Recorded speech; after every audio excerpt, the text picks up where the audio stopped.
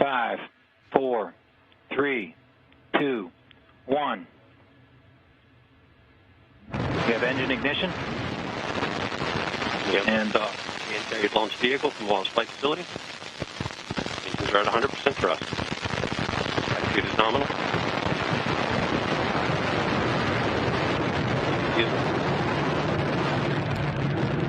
And we have liftoff of the SS Piers Sellers carrying over 8,000 pounds of cargo to the International Space Station.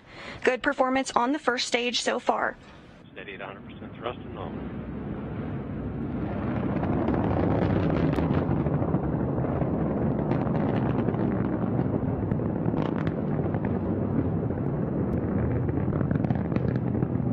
Engine still at 100% thrust and nominal.